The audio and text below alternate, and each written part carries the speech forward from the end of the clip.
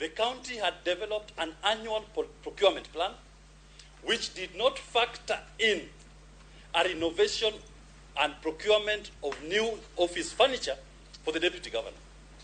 We will show you that the former holder of that office had successfully served the people of Siaya and the people of Kenya with that office, with the same furniture that was there, without any condemnation by the Public Works Department.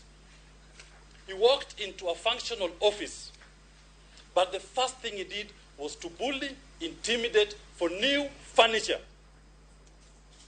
to be procured. We will show you through the witness that what at the beginning was a request for purchase of carpets and tiles turned to be about procuring chairs, presidential desks, and there's no president in Siaya at the moment,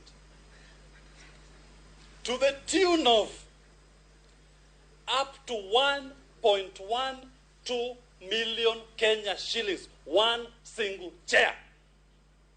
As we speak today,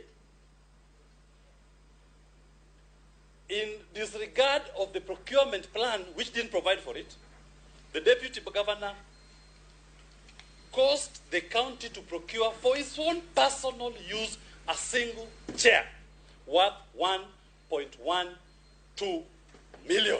We will show that evidence. He also proceeded to cause the county